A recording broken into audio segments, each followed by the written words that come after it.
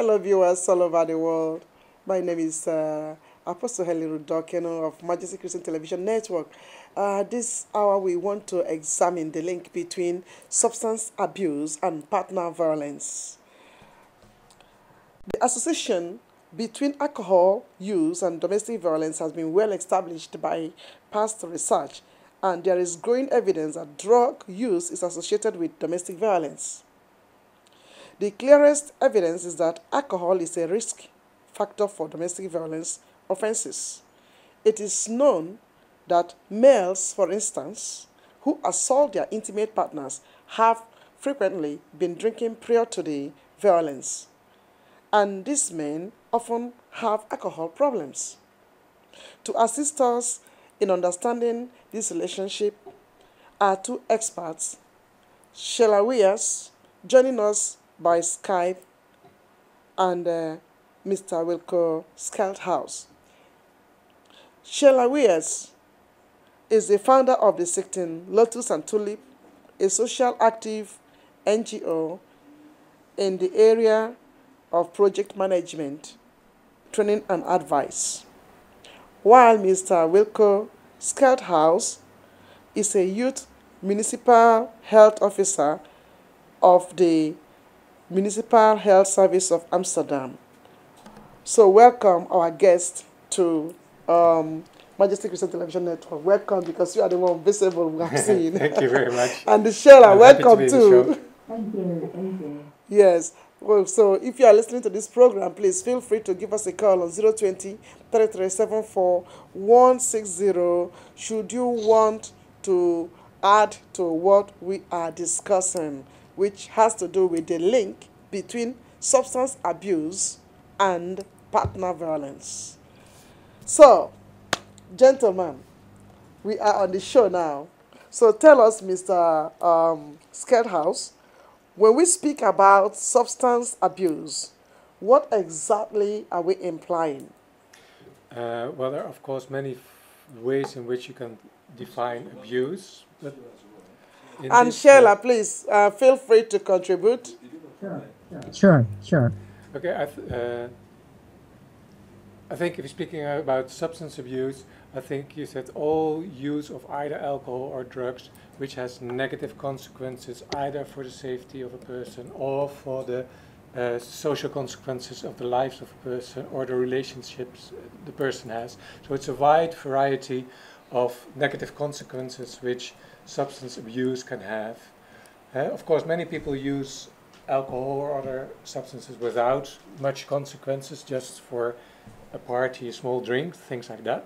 But when it comes to using substances with negative consequences in your life or life of others, then we can speak about abuse. And addiction is one of the forms of it, but also being drunk and becoming involved in violence can also be a form of abuse. Yes, exactly. So are you saying that there are some substances that can be used which are not negative? No, I only can say that there are ways of using substances which don't have many or hardly any negative consequences. Very low levels of alcohol use have hardly any negative consequences. It's true. But there is no such thing as riskless substance use. You can't use a substance without having some form of risk. But the more moderate the use, the lower the risks. Okay, that's good. Well, Sheela Vyas. Sheela, welcome to Majesty TV. Please tell us a little bit of who you are. Well, you were describing me for my company, Lotus Tulip. I would say where I am standing now, it is working on community building at different levels, say groups, that can be the youth, that can be parents, on topics like raising children, but also domestic violence. As you know, we have worked together on that topic as well. And in that sense, we did, of course, also touch the topic we are attending now about the substance abuse and domestic violence.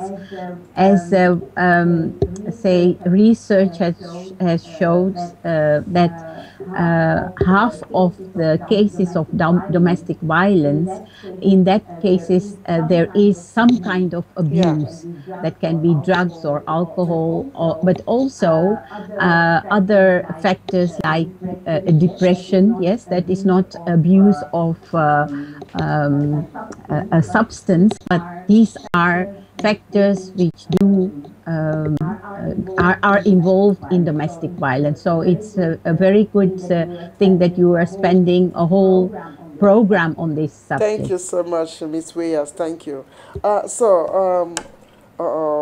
Wilco, how does the abuse of substance influence aggressive behavior in those who are taking them? Yeah, it's a very good question.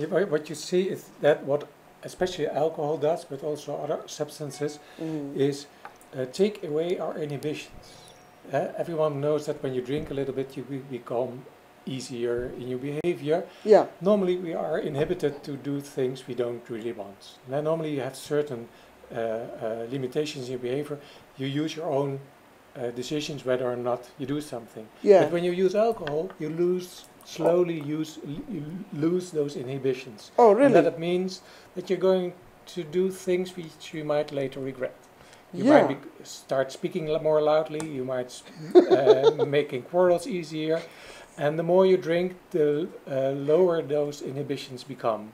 And that process also influences the way you use violence. In normal life, you might not be violent at all. Yes. But under the influence of alcohol, you lose that inhibition, and you might become aggressive much sooner and much easier than you would be normally. Really? So that's the process behind when you use alcohol, is that you lose your inhibitions, and that might lead, not always, but it might lead of being more aggressive. Alcohol is the main culprit, we might say, but you see the same thing with drugs like cocaine and amphetamine. And what? Amphetamines, that's speed. People call it on the street, people will say speed. And cocaine, they're more or less... Which one is speed? Speed is amphetamine. The technical term for speed is amphetamine, and there are many different kinds. Amphetamine. Amphetamine, yeah. Amphetamine. Okay, that's a substance? In the newspapers you might hear the name crystal meth, which is also a form of amphetamines. And luckily those are very rarely used because they're very expensive. But so these are soft, are they soft drugs? They're hard drugs. These ones? Yeah, these ones are hard drugs. Actually, hard drug or soft drugs is not a medical term but a legal term, and cannabis is the soft drugs. And with cannabis we don't see much of a link with aggression. If you're looking for the link with aggression, it's either alcohol or cocaine and amphetamines. And in most cases it will be alcohol. You already heard that Via said 50% of the cases of domestic violence, yes, alcohol is involved. Alcohol, yes. So alcohol is definitely the most common used drug, and it is the major... But actually, people don't even see alcohol as a drug, you know? No, they don't see it. And they don't also know that alcohol can really contribute to domestic violence. Yeah, well, it quite definitely can. I mean, alcohol. Yeah, alcohol. Yeah, it kind of, of course, in very moderate use of alcohol, there's not much danger of violence. But when people start getting drunk, they can become aggressive. And you can see that on the Leidsplein, where people will start fighting the police when they're drunk. But you also can see that at home or in a more private setting, and people might be aggressive towards their partner under the influence of alcohol. So when people then take alcohol, can that be considered as abuse of substance abuse? Well, it depends on the measure. But I would say... come a little bit close so that we can hear you clearly. Sorry, I should sit a bit more closer. All right. Yeah. It depends on the amount of alcohol very much. So I would really say that if you're speaking about alcohol as one of the causes of violence, I would really plead that moderation is the answer. Small amounts of alcohol, and of course if you don't drink it at all, you're completely safe, but small amounts of alcohol are not so much a problem. But regular use of greater amounts of alcohol definitely have a link with violence and with domestic violence. Yes. Sheila, being a counselor, or advisor on domestic violence issues.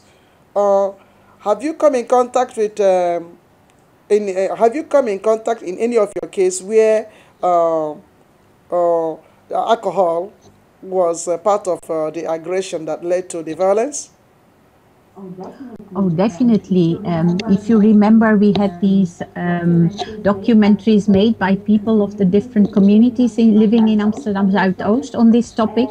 And I would say all of them added this factor of alcoholism into their programs because they wanted it on the table. Because as Wilco was saying, it is such a major factor that, and many times it is denied. The persons who drink regularly or drink heavily wouldn't call themselves addicted to that substance, in this case alcohol, and that makes it more difficult to make the connection between their behavior when they are drunk, especially in their homes with their wives or husbands, I would say, but also abuse of children. And so when it comes to this topic, it is definitely, and I have heard many cases also. I remember very vividly a woman saying, when he is sober, he is such a lovely person. But when he starts drinking, I don't recognize him, and he starts hitting or kicking or whatever. And, he's a totally different person. And when he's sober, he says sorry again. So she tries to, forget the whole thing. But one thing with domestic violence is that it doesn't go away just like that. We were just mentioning aggressive behavior. Many people who are into this violent behavior, they don't have, say, breaks when they get aggressive, because many times all of us can feel some aggression coming up, but we know how to handle it. But if that is a metaphor, if the brakes don't work, you don't know where to stop. So before you know, you have hit somebody, you have said some things, or maybe also there's sexual assault, and people feel sorry afterwards, but then the damage has already been done. So one of the things is to, and I know very good programs are there to try to regulate this aggressive behavior, so that people are more conscious. As we say, count to 10 before you do anything, yes, in certain situations, so they can handle that situation before it's too late and the damage is done. So certainly in in the work that we do, alcohol is a major thing, and it makes it more difficult because it is denied. Many times it's denied, or they don't connect.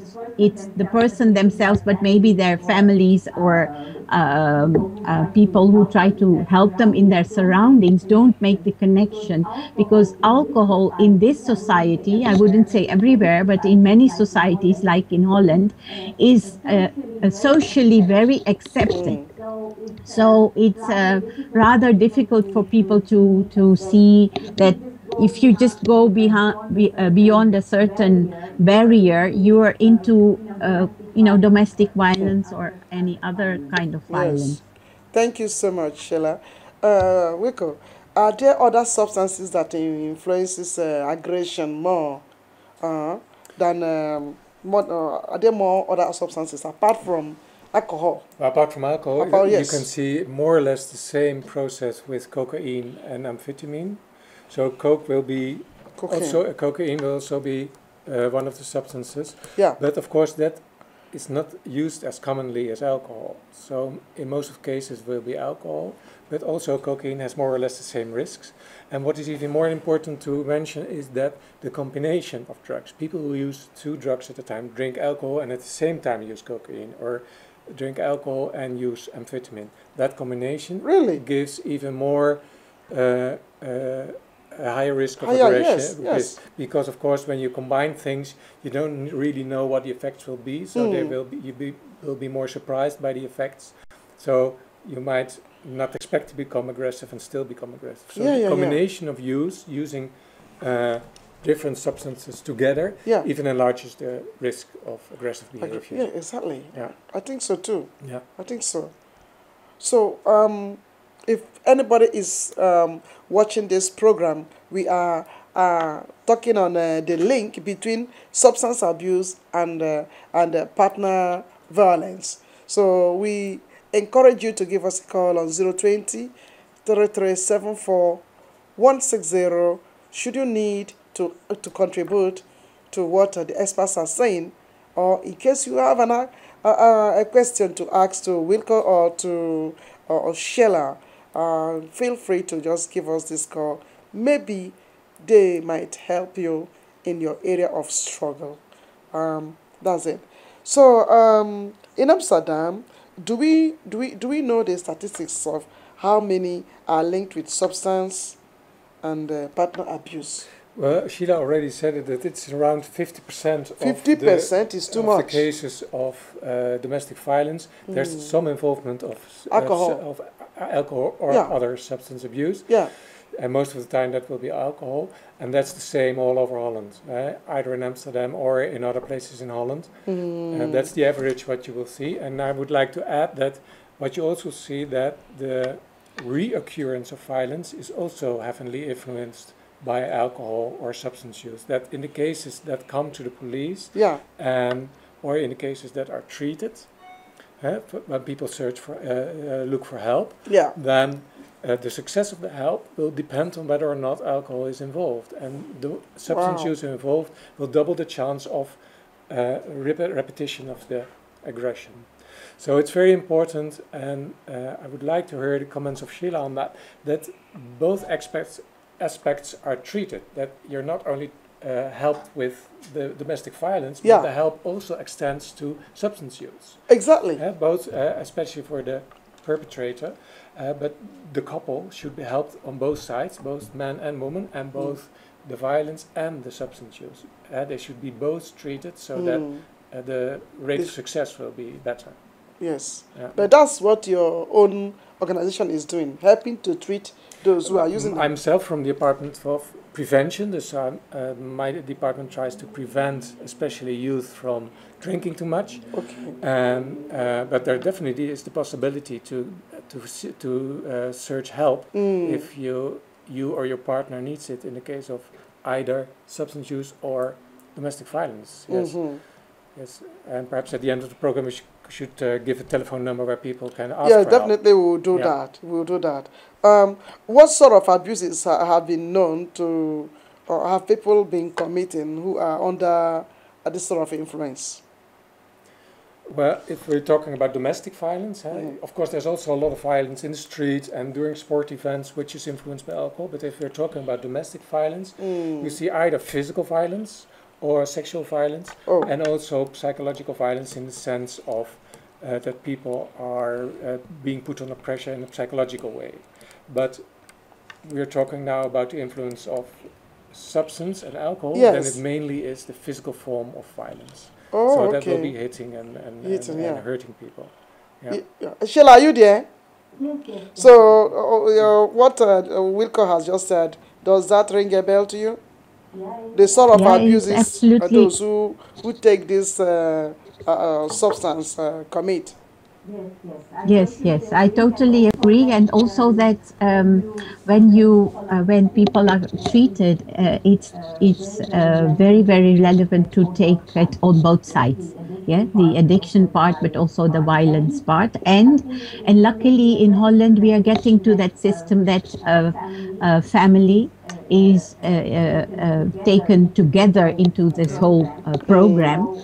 So obviously when a woman, if she's abused domestically, has got to do with violence, she might say that, and then the connection with alcoholism or other addiction can be laid, and they can work on it together. Yes. So it's the whole, we need to operate at the system level, and also when children are involved in Holland, we also have the a very good research done on it, that even if a child is not abused himself or herself, but having violence around Yes. you in your home surroundings, the dad hitting the mom or vice versa, is not At healthy all. for children, and they can get Exactly. traumatized in that sense. So yeah, and I think it can never be enough to, like people like you are doing, to keep on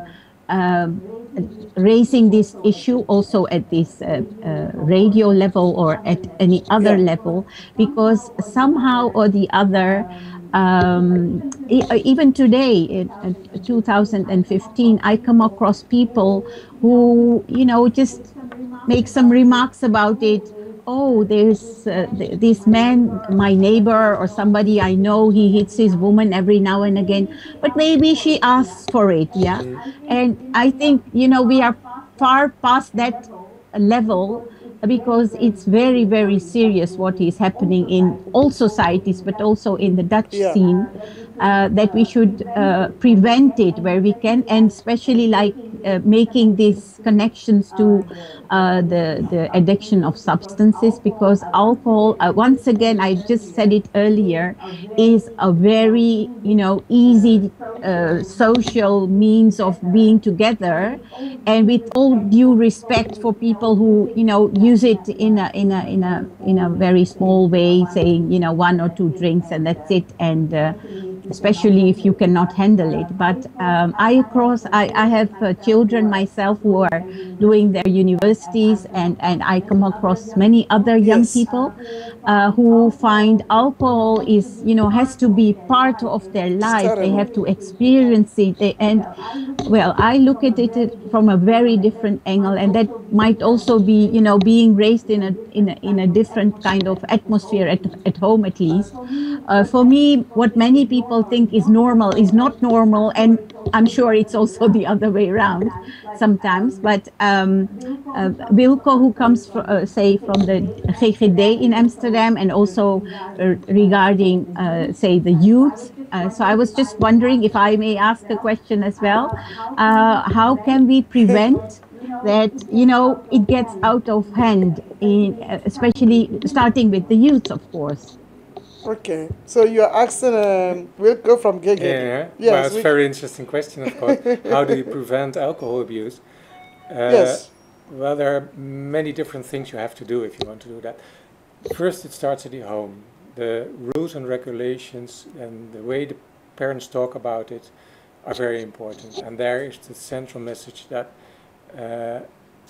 make the rule that your child doesn't drink at least before it's 16, preferably until 18. And make that a strict rule and keep it as good as possible. Second, make the opportunity to drink rare, especially for young people. So at a party, but then even in moderation. It shouldn't be easy to get at the supermarket for young people. Things like that. And the third step, but that step hasn't been taken yet in Holland, is trying to push it a little bit back in our culture, because it is everywhere, and it should be more of a luxury and less of a day-to-day thing. I think that would help also.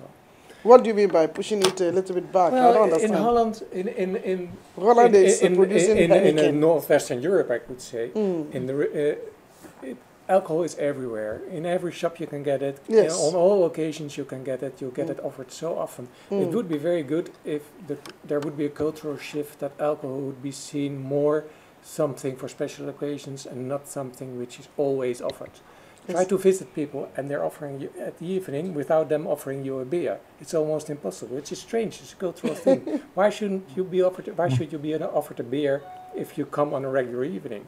If it's a party, okay. So it would be nice if our culture became a bit more critical about alcohol. I'm not in favor of prohibition, but I am in favor of being more critical about it.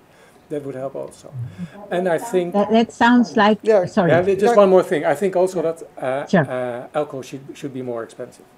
Oh, really? And that, of course, would be a little political bomb if you place that. But it should be more expensive, because if alcohol is more expensive, it's harder for youth to get it. And for those who are addicted, it really becomes more expensive. So you get a break on the right places. You get a break on youth buying alcohol. You get a break on people who use too much. cheap alcohol is not a good idea. And at this moment, cheap alcohol is very much available in our society. So I would be in favor of a minimum price. I think that would help also. Maybe, who knows? Yeah. But because Yeah. Okay. because already they are addicted to alcohol, so I think no matter the price tag you put on it, it will still be expensive. But, for instance, the cocaine.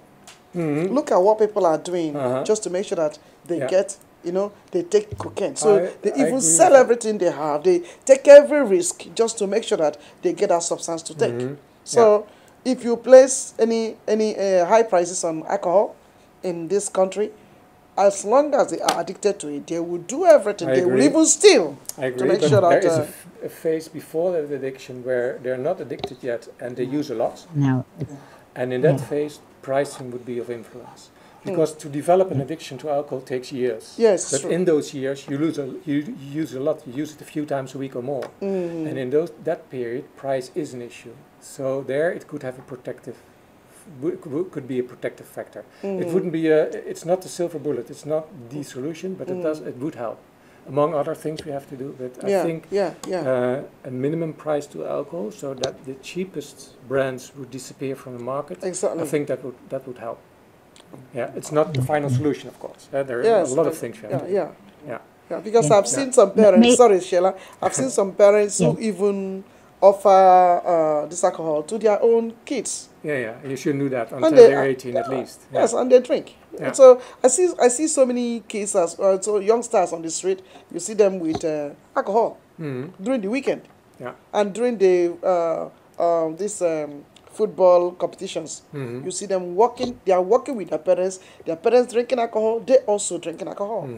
Yeah. So that some parents have the mistaken idea that you should teach your children to drink, and learn to drink under supervision. At a very tender age. I don't think you should do that. The only thing is what you do is you learn them to drink, and you don't want them that. So our advice would be don't do that until they're 18. And it also, of course, has a lot to do with their brain development, which is healthier when you don't drink on a young age. So the advice is no alcohol until they're 18. I just hope that they will cope up. Yeah. Yes, Sheela. Yeah, Sheela had a question. Yes, I wanted to, these are very good points, Wilco. And I would really appreciate and try to contribute to having this culture shift you're talking about. And we can also arrive to that point by not only looking at the government rules and regulations, which are important, of course, but also looking at the different communities and how we go about it in our own families and friend circles, yes? And in that sense, and I talk to people, as I told you, I have children who are in a stage that they are highly influenced, of course, by many young people around them, that I try to, connect to parents or others around me and saying, is this what we want? Is it what we want to continue? Yeah, these are our children, they will have children. So cultures can only be shifted if you are all conscious at the individual level and then at the group level in saying, no, this is not what we want, so what do we want else? Yeah, and how are we going to go about it? And like this dialogue we are having with each other, we can have at different levels. Also, I hope very much that the listeners will give this attention to in saying, okay, what would I like to have? Alcohol prohibition is not what we are talking about, but making more conscious decisions and steps to getting there in concerning alcoholism, but also what the other topic is, like when we see abuse, domestic violence around us. You cannot get free by saying, I don't drink or I don't have any opinion on that. Let them just do what they want to do. I'm a very social drinker. Or I don't have any violence in my own friend circle or family, so it doesn't concern me. Yes, for me, it does concern us all. Yeah. And so I would like to put this forward that definitely the government can do, and all the government organizations can help us with that at a meta level. But beneath there, we also need to take up our own Exactly. responsibility to handle this issue, because it is getting far beyond boundaries. And It's sometimes true. just observing it, yeah, I think this is not necessary if we get more serious about it together Yes, I think so. at all levels. I Yes. think so too. I think so. Mm. Is it true? There's this notion that people have, or it's an observation, that these people who commit crime, who become very aggressive and they go and commit one atrocity or the other, they first take alcohol or take any of these substances before they go. Is it true? Uh, I would think that is true, but I'm not so convinced that that would play a role in domestic violence. In domestic violence, I would sooner think it's the other way around, that they use alcohol and then lose their temper. It could, of course, be in street violence and things like that, that you use alcohol to get up your courage. Yeah, before But they attack in the the other case, person. yeah, but in the case of domestic violence, very often the person afterwards regrets it.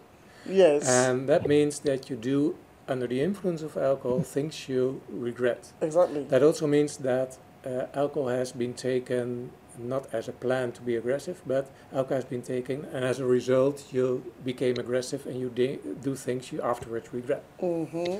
So I think in the case of domestic violence, it's more that the take of the alcohol is done for other reasons, because someone is depressed or someone is not feeling happy, and then he drinks too much alcohol. Well, there can be many reasons, of course, for drinking alcohol, and then as a consequence, he can't contain his violence and his aggression, and accidents happen actually. And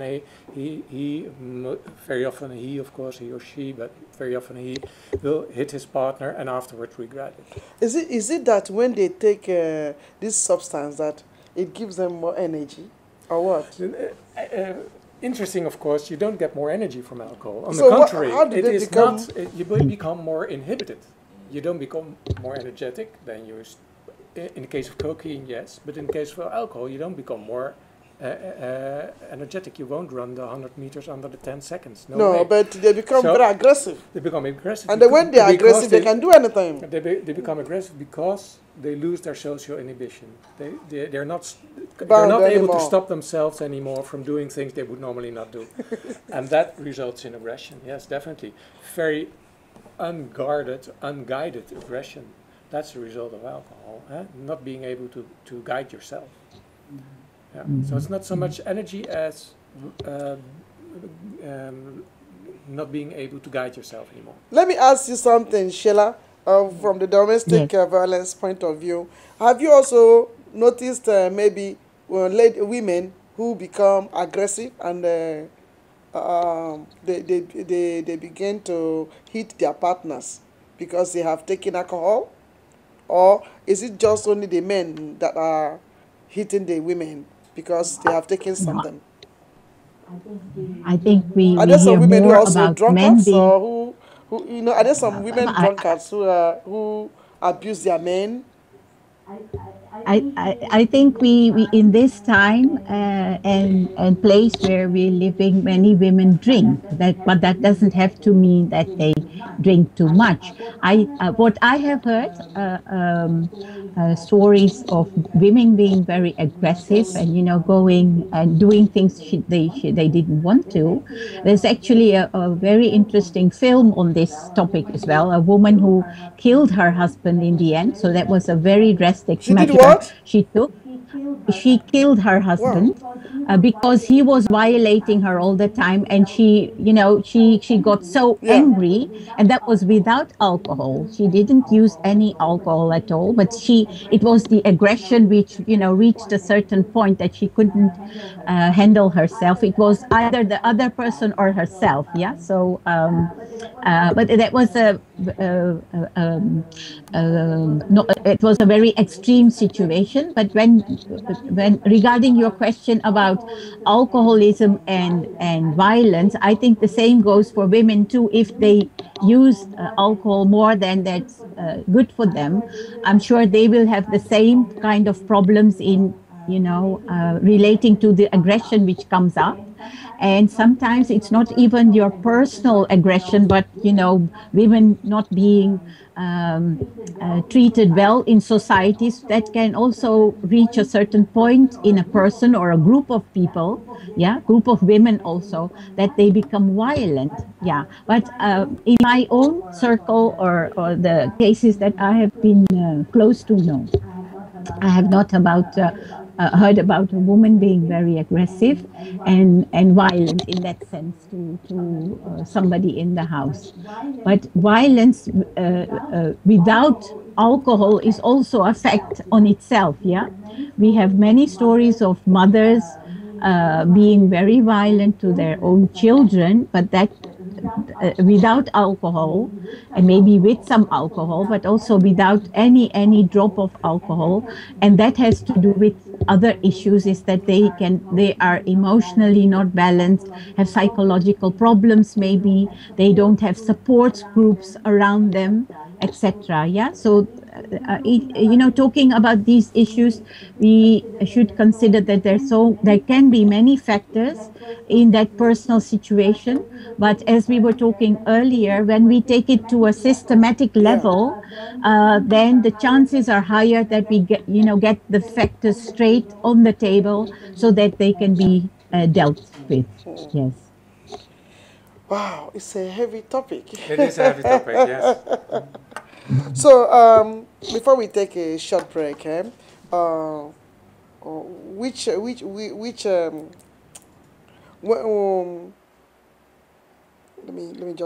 me see how to put this. When substance abuse is involved in a relationship, who suffers most? Is it the substance abuse user or the other partner? That's a difficult question, because you asked me to look into someone's heart who suffers most. Because I do think that in the case of domestic violence, afterwards, the person who uses the violence very much regrets his own behavior very often. Not always, of course, but it does happen. And then both partners suffer under it. And it's more something Sheela can answer, but I do think that nowadays the approach towards domestic violence is always to try to help both parties, because they both suffer under it. And also the person who is violent needs help to learn to cope with his aggression feelings, to cope with his addictions. I think so. So I think both partners are, in some sense, are victims. But of course, the one who is the real victim is suffering the most at the moment itself. There is we shouldn't, like Sheela said, for people who said, oh, she must have given him a difficult time, and that's why she killed him. No, that people will say, outsiders will say, well, he has hit her, but probably she has done something which make her deserve it. That never is the right excuse, of course. There is no excuse for violence. Yeah, exactly. So, of course, our solidarity should be with the victim. But that doesn't mean that both partners should need help. And that might be a better solution than trying to punish one of the partners. I agree. It is there are no winning parties. I mean, we are losing at all ends, not only that family, but also as a society.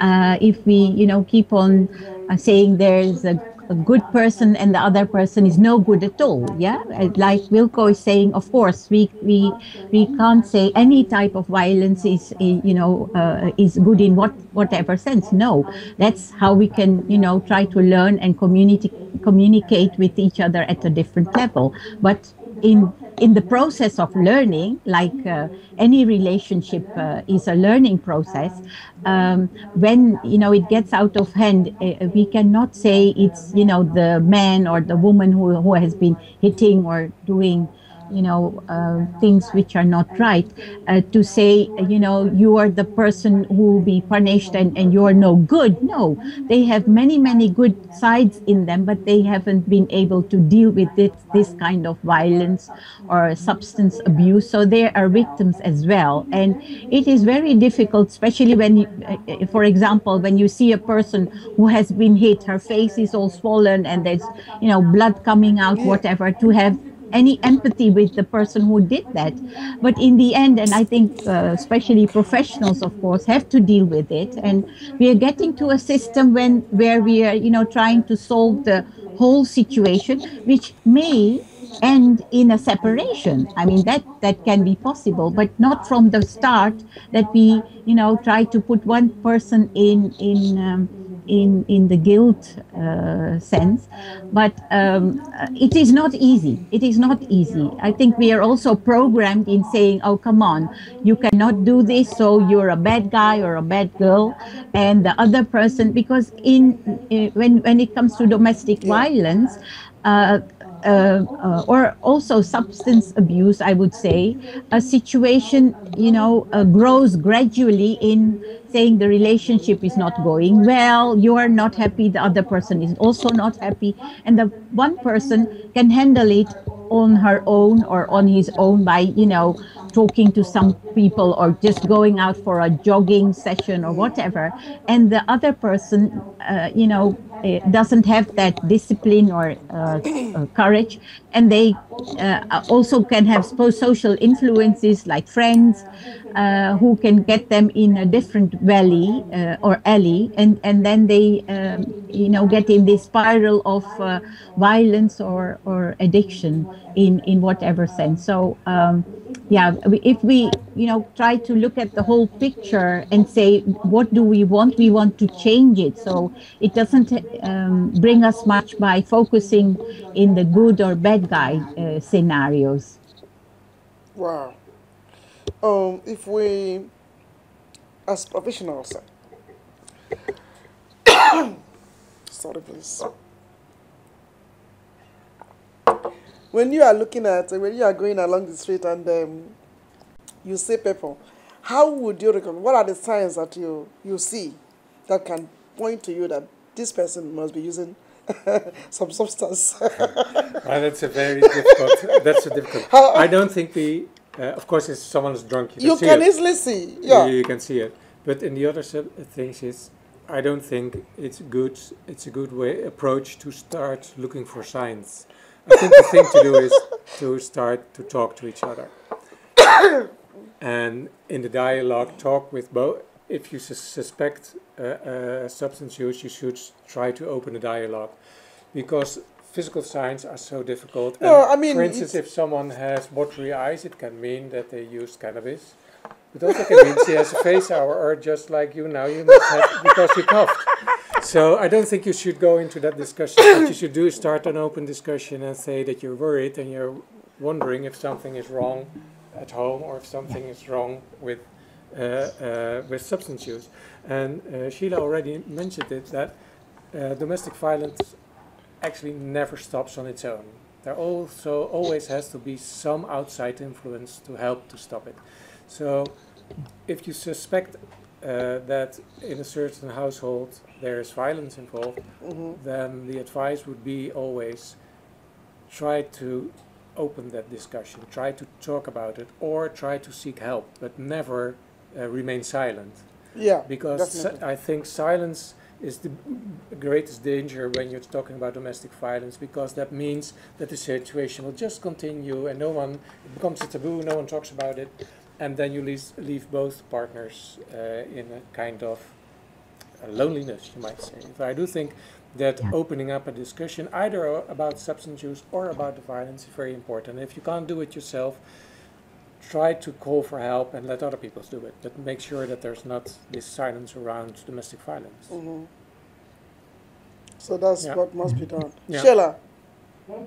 It's a major point, yes, and luckily we have a system in which that can be organized. Like if I have a neighbor and I hear, sounds crying, or I can see that somebody is hitting the other person, and I do not dare or I don't want to get involved, I can get to the police, I can get to the steunpunt huiselijk geweld, so that they can, they can ask you a few questions. It can be anonymous, and they can get into the situation, see what's happening. Because many a time the husband or the wife who is getting beaten doesn't want to leave the person. They just want the violence to stop. Yeah, but the way they are dealing with each other, they cannot get out of that circle. Yeah, and so it can, this helping hand of a neighbor or a friend who knows certain situation can be very, very important in that phase to get some help started. Yeah, so but in the first place you need to decide for yourself where you stand. But I would also say, try not to be silent about these things, because it will not change. It will not change anything just by not doing anything. But you have to take up the courage and say, no, this is not what I can tolerate around me. And I feel it like a responsibility for myself to get this out. I was in a training for with teachers at a school, and this teacher was also giving an example that he suspected that one of the children was beaten at home. The child was very, didn't want to talk about it at all. But he was asking in that training how to go about this, because for me, it doesn't leave me alone. It's there all the time with me when I look at the child or when I go home. So we, tried different roles in how he could handle that, and he found his own way, because it is a difficult situation, and the colleagues were there to help him as well, but he just didn't dare take the step. And that's what I would like to emphasize, is that go through that process, because it can be that you don't dare, in the first place, but then by getting support for yourself, you can come into action and then support that family or the child in this situation. And they had very good help from the institutes which are there for them.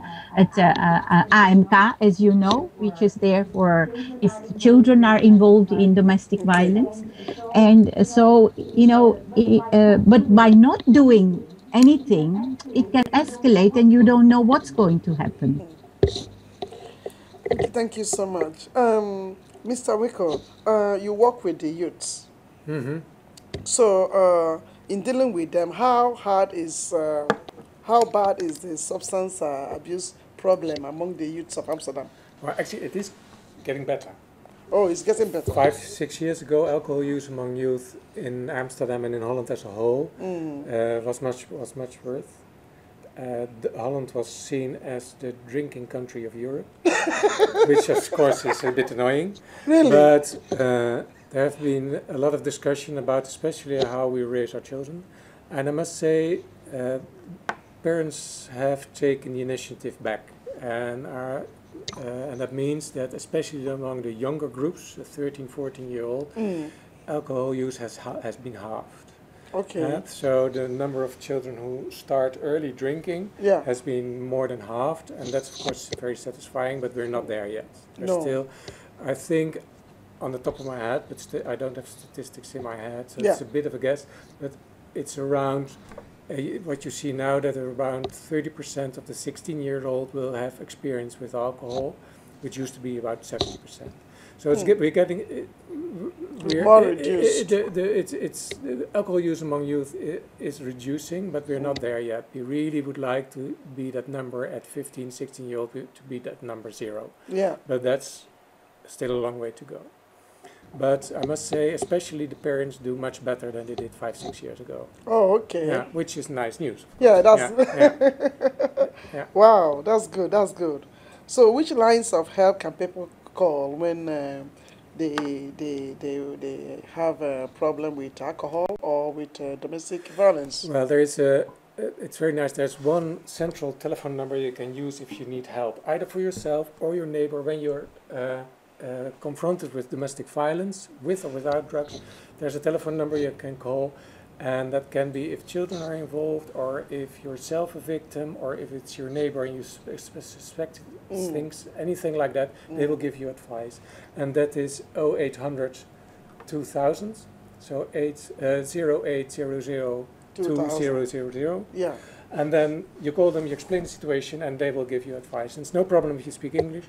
So we were just talking about not remaining silent. Yeah. If you are suspecting domestic violence, I would really like to advise to just call that number and ask for advice. After that, you can see what you can do with that advice, or if someone else can step in, or at least you can do that first step by just calling that number and then getting advice, and then the next step you will see.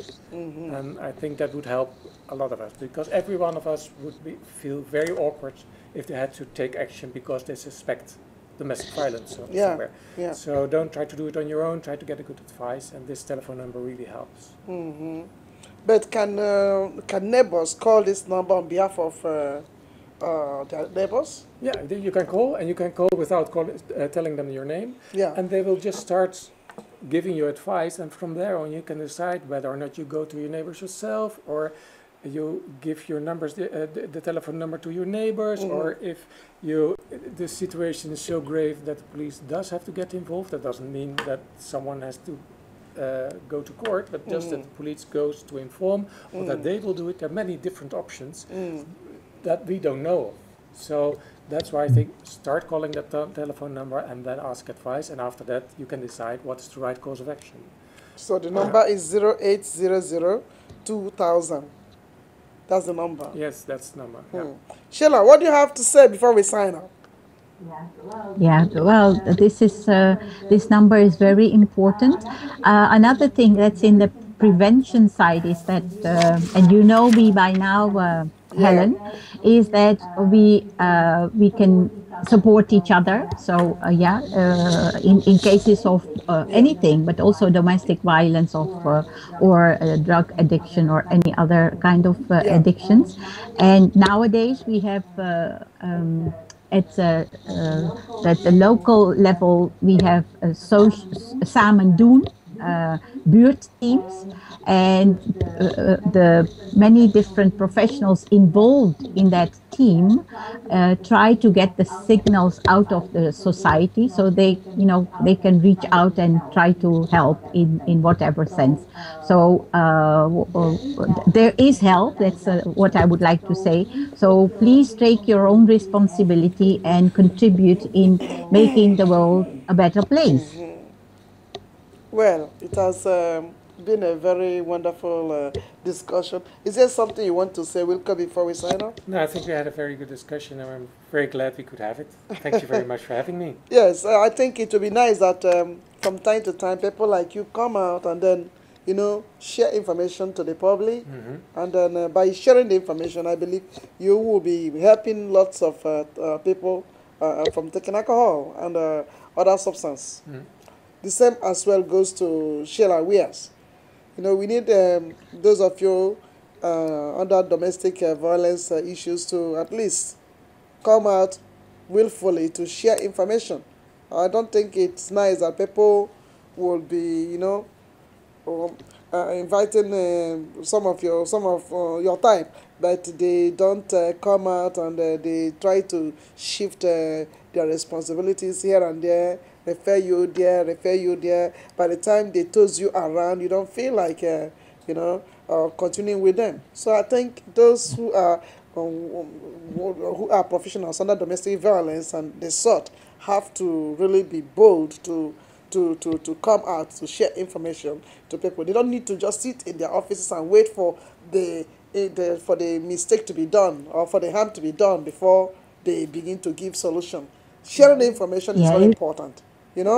Sharing yes, definitely, and it's I think it's a very important role professionals can play in preventing before it gets out of hand, and we have so many other things to do before it gets back in balance. So yeah, and for today, like organizations of huiselijk geweld, like Steunpunt huiselijk geweld.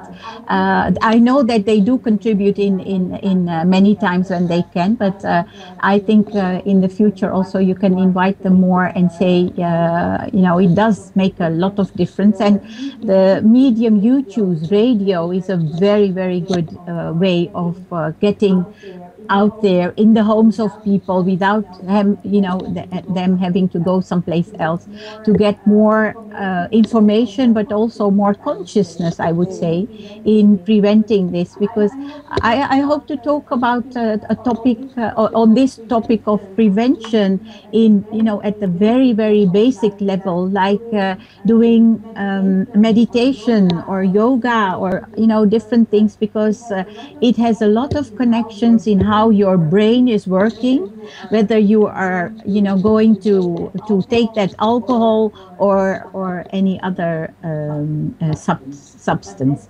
But that is a topic for the next time, I would say.